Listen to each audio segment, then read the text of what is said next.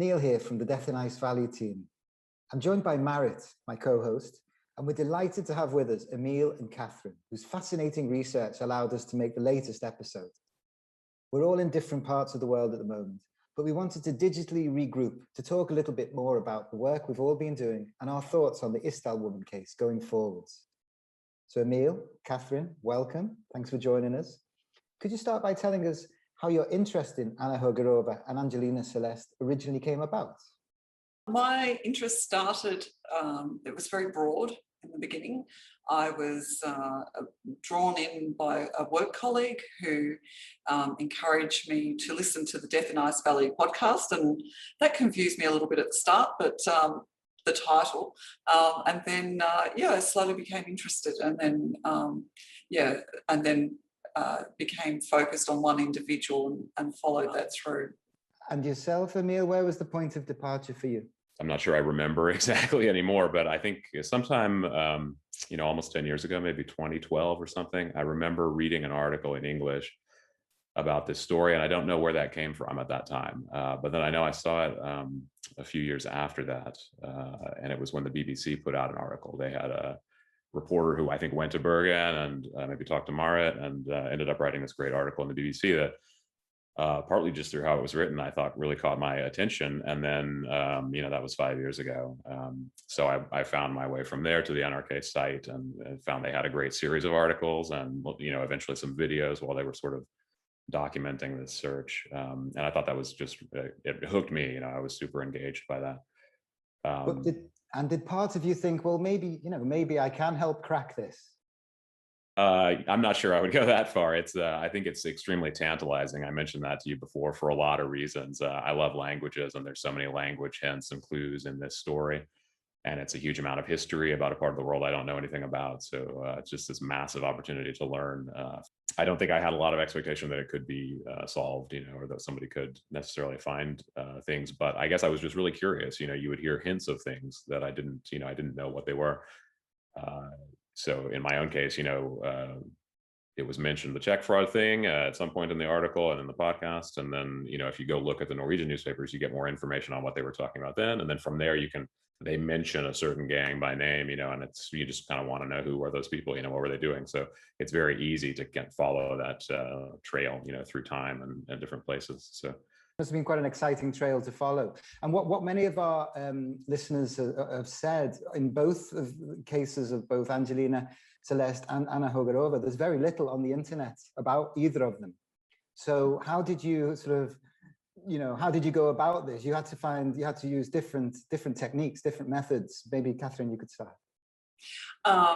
Yes, so that's a very good point, is that you can find one little tidbit on a person. It might even only be a name and a photograph, but then to find further details can be quite challenging, and it requires using lots of different techniques and lots of different resources, whether that be using researchers in other countries, reaching out to people who might know somewhere else to ask a question, checking lots of different archives in different countries. And it really becomes, even that in itself becomes part of the challenge, is actually finding the next resource to use to find something else in terms of information. And did that make it more intriguing for you, Emil, the fact that a lot of this information, the background, was not in the internet? You had to do legwork, you had to think, out of the box. Yeah, that's right. It leads to some interesting moments. It's frustrating knowing that there's information out there that's buried on a shelf somewhere that's you may not ever be able to find it. But yeah, just like Catherine said, I mean, there's moments where you're going through stacks of documents about different cases, and then you come to the one you're interested in, and it's not just one thin binder. It's several inches of documents together, and you're like, well, this must be really interesting. There must be a lot going on in this piece of history. So it's nice in some ways to have a tangible representation of a story, also. But the internet is great. You learn a lot about the differing extents to which different sources, historical sources, have become digitized and searchable. There's a lot out there that hasn't yet.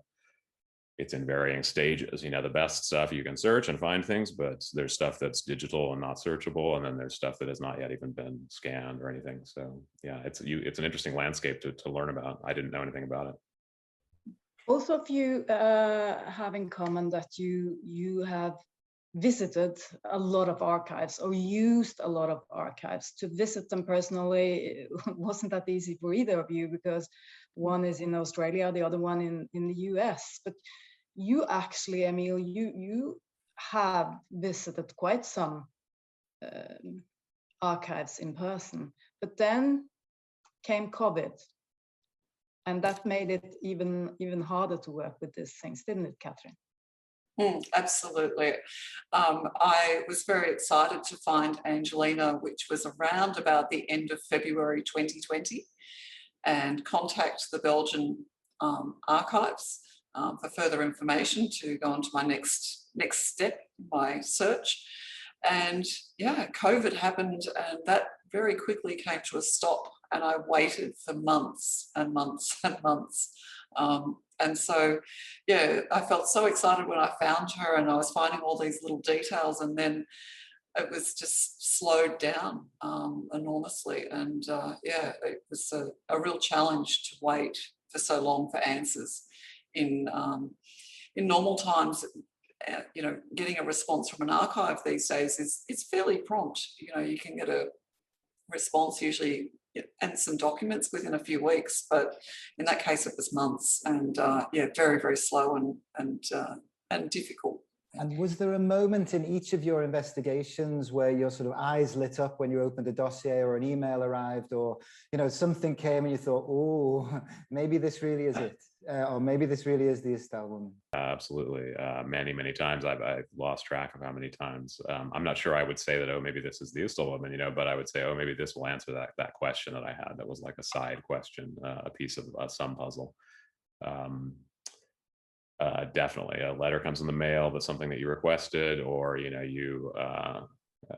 I was at one archive and I kept coming back day after day, and I said, I know you have this document here somewhere, and they said, well, we're looking and we just can't find it. And I was like, well, maybe it's next to something else, and the final day I came in, they were, we found it, they come running out with this thing.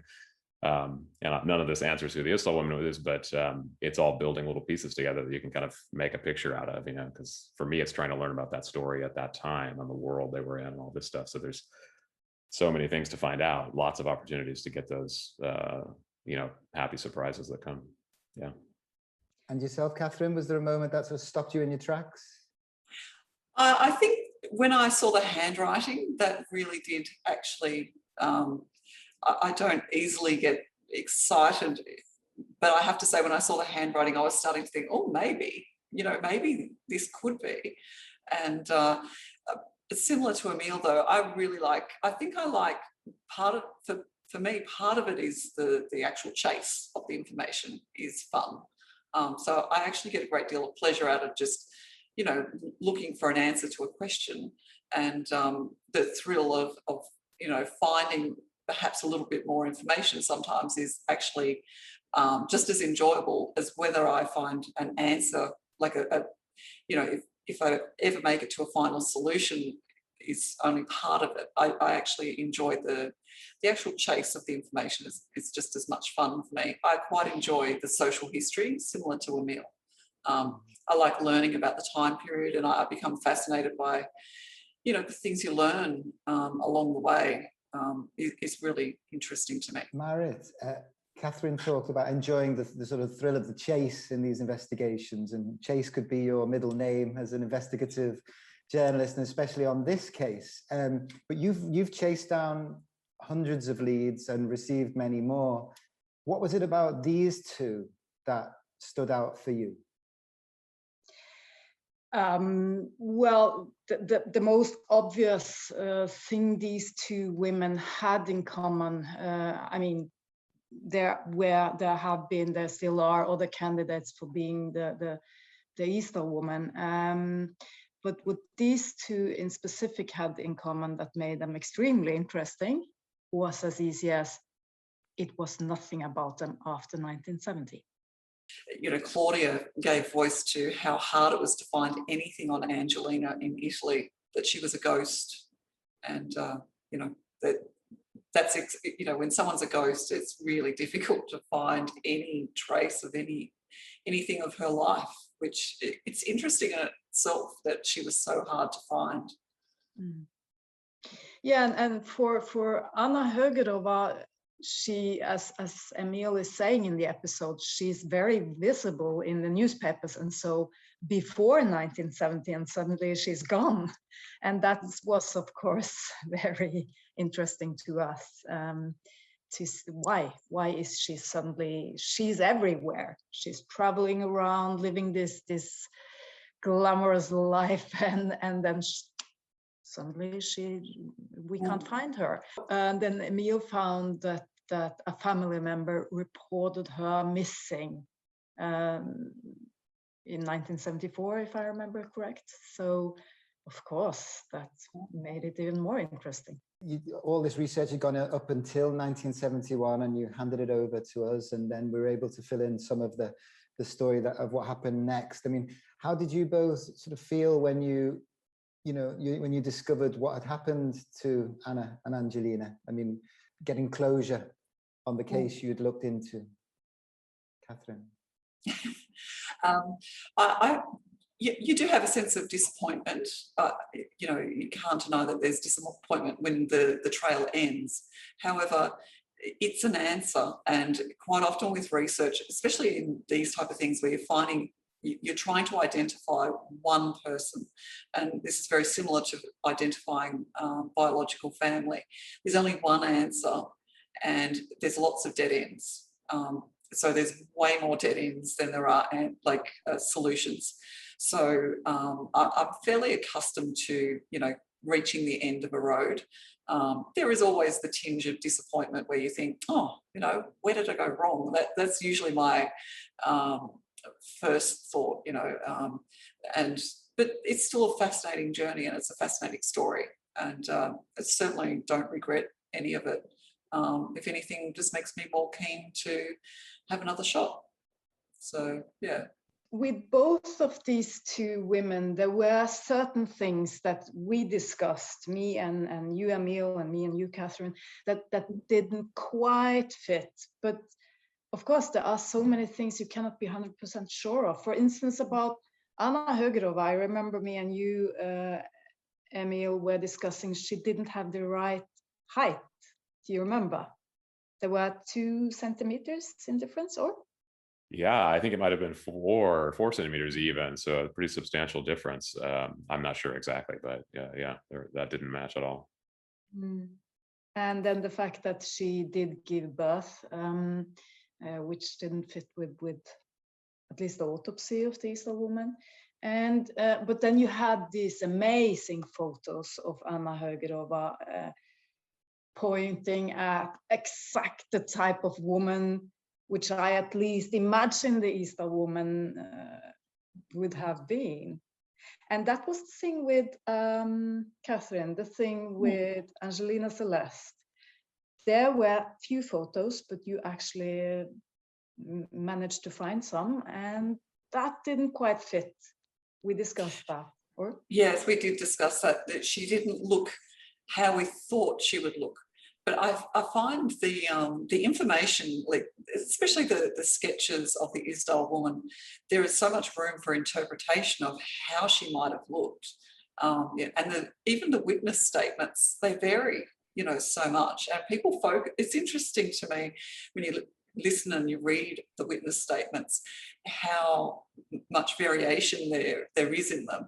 And it shows how people focus on different things. You know, when, you know, one person will say that, you know, she had very broad hips, or another person commented on her legs, you know, and, you know, people focus on different things, which is human nature, I guess. But it leaves it very open to interpretation. In relation to identification and what matches and what doesn't, we've got a question from one of our Facebook listeners, Michiel van der Meint, who asks us, why don't we trust the science? because isotope analysis showed us that the Istal woman was likely to have been born in southeast Germany and later moved to either the Alsace or the Ardennes region in France or Germany, or possibly Wales. And the geographical info would rule out Ukrainian-born Angelina Celeste from the start, wouldn't it? It's a very good question. It's a very good question.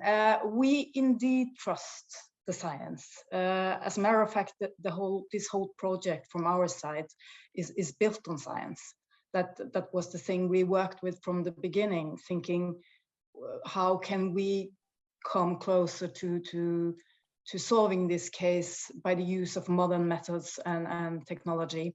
So we have indeed based the whole thing on science. So remember from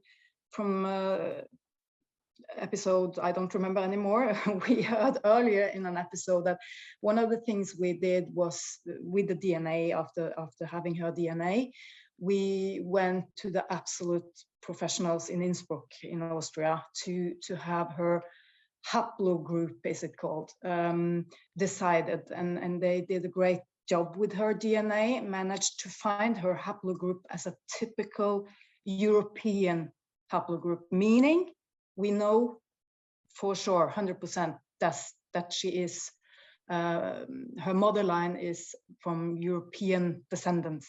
But then we had this isotope analysis, which also showed up different patches within Europe where she could have come from. And I remember most of those were in sort of Western Europe, weren't they? Perhaps I can add a bit to this. So her haplogroup, her DNA haplogroup, indicates that she has a maternal ancestry that goes back to a European ancestry. So that lends, but she can be born anywhere. In terms of, like, you can be her haplogroup and be born in the US or be born in Australia. The isotope analysis, I met with the professor here in Canberra, and he gave me a great explanation regarding the isotope maps. So it's done from soil samples, and to collect the data, to do the comparisons, they have to have soil samples from every 50 square kilometre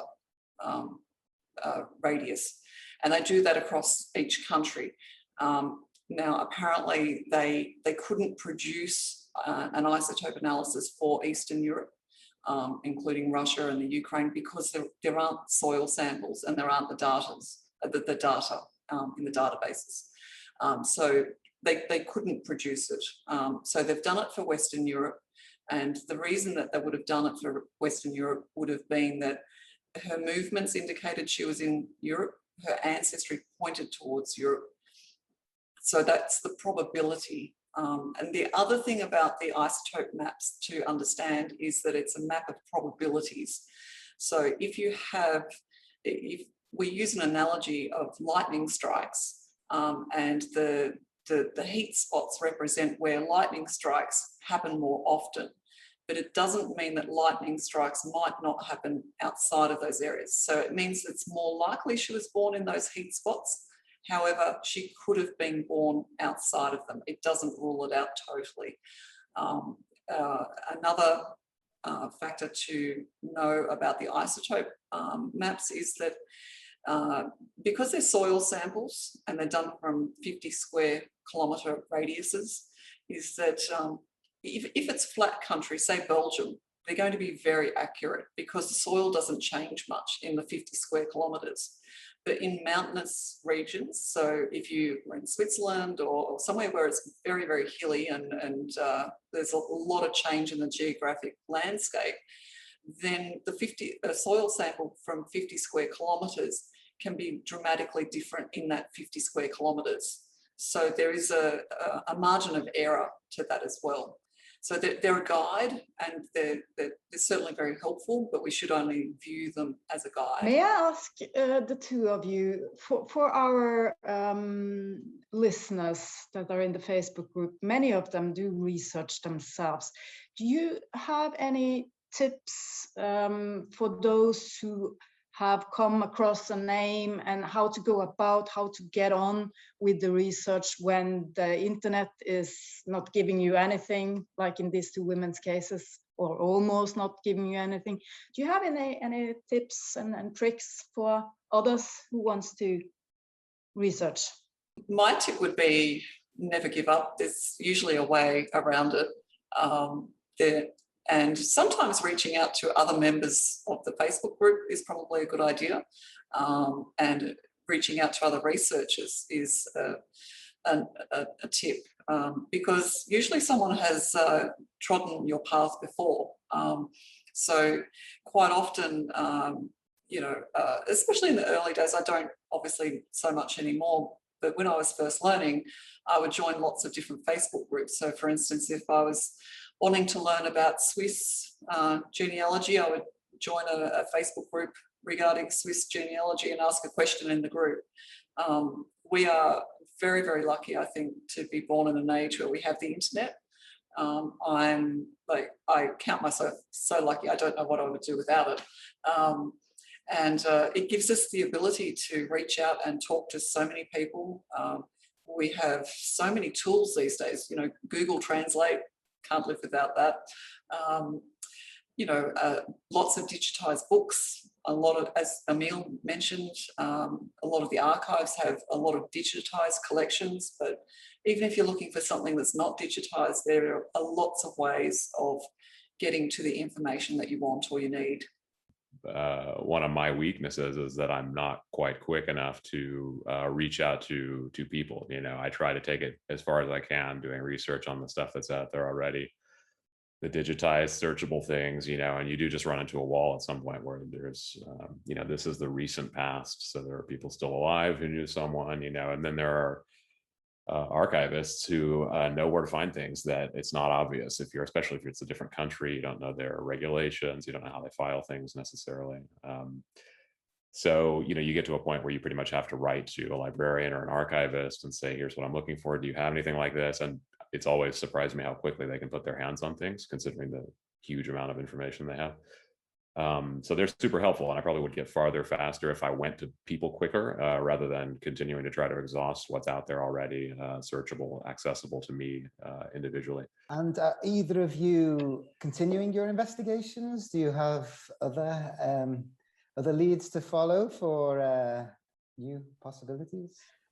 Yeah, sure, I do, because as you're reading, each little thing forks, each little path you're looking at forks into many others. And so you sort of make a note of all the other ones, and then you follow the one that you're interested in at the moment, but then if that doesn't work out, you sort of backtrack a little bit and say, well, maybe what's the next most interesting thing I've seen so far? Whether it's from trying to figure out, who was the Istel woman, or maybe it's just this looked like a really interesting story, which is kind of how I went off on the Anna Hugerova one initially. So yeah, there's a backlog of potential leads that could be looked into, and I do slowly. If it's just a matter of sending an email and then waiting a week or two, that's pretty easy to do without interfering with your life. So I'll do some of that stuff. I think I do have some leads currently, at that level of progress, but it's nothing that I'm really actively hunting right now. Gentle research. Yes. Yeah. And Catherine, anyone in your sights? Well, Marit's probably aware that I find women on a fairly regular basis and and research their lives intensively and then move on to another one. So I'm the type of person that the thrill of the chase is always there. So I quite enjoy having a good search and researching someone's life. So I don't think I ever really stop. I tend to think of myself that it's kind of like an extreme sport for nerds. I really enjoy, searching and finding bits of information, and occasionally if I find something that I think is really interesting, I send it through to Marit for her to peruse, and I just keep going. So I don't think I'll stop. I must say, sometimes I've been so amazed and impressed of the work that the two of you have been doing, and I mean, these amounts of documents, Catherine, what you have managed to find. I mean, sometimes I think, when does she have time for this? I've been worried about you sometimes. Yes. Marit has said to me at times that, look, you need to live a life. And the surprising thing is that I do. You know, I don't do this. I think people are surprised that I don't do this all the time. I can go from, you know, sometimes many weeks with doing nothing, and then I'll have a spurt of, many hours. But I go through these ups and downs with it. Yes, but Marit has been very concerned for my welfare at times. Oh, I have to say, Neil, that it's actually amazing how many people from all over the world that are researching with big or smaller projects concerning this case. They have candidates, they come up with things, and also, as you can hear in the episode, we are getting help from helpers on the ground in Italy, and it's quite a community actually working globally together on trying to find the identity of these women. So maybe this is the way it's going to be solved. Marit, there's always a lot of discussion on the Facebook group about, well, we have the Isdal woman's DNA. What about accessing commercial databases? What about the police accessing commercial databases? And this has been an ongoing sort of process, legal process as well. What stage is it at now? Yeah, as we told in episode 11 2 years ago, it was going to be a legal hearing in Norway about whether the police should be allowed to use tools like this, like genetic genealogy, and put DNA profiles into commercial databases. So 2 years have gone, and we still don't have a conclusion, unfortunately. The latest news, from what I know, the latest is that finally, Department of Justice here in Norway has concluded that it doesn't seem that Norwegian law does not prevent the police from searching private kinship databases in investigations. So that's promising. So from what I know, this is now back to Kripos in a way, and they have said that they will give an advice this autumn about this, if they are to use tools like this or not. I remember talking to Alejandra, Anna Higuerova's daughter, and she felt it would come as no surprise that her and the Isdal woman could have been in the same room at some point, that their lives may have, their paths may have crossed. But also some of our listeners, David Jackson and Maura on the Facebook group, ask, they wonder whether the Isdal woman moved in the same circles as Angelina, given the similar circumstances, and maybe the shoe shop in Rome was a dead drop location. So what are your thoughts on that, Catherine, Marit, and Neil?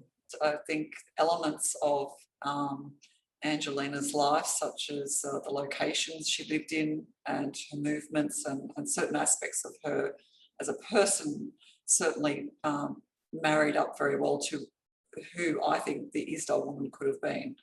But obviously that there's lots of women out there that potentially could fill that person. So yes, it's quite possible, I think. And finally, Marit, Michaela Elena on the Facebook group asks, will this be the final Death in Ice Valley episode? I hope not. I definitely hope we will be able to dig up some new names and candidates, and at the end, I sure still hope, and I'm still optimistic that one day it will be time to tell the whole story, that we may be able one day, if the day is comes soon or not, I don't know, maybe not so soon, but I'm still optimistic that one day we will be able to tell the story about these women who who was she? I hope so.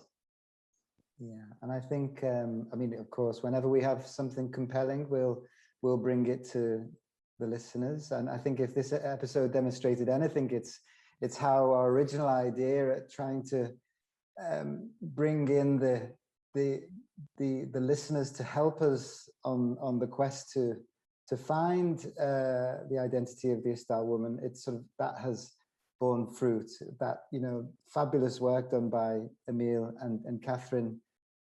It's taken us deeper into that world. Okay, it wasn't the Istar woman herself, but it's into that world, and we discover so much more. And in another way, it just gets us closer.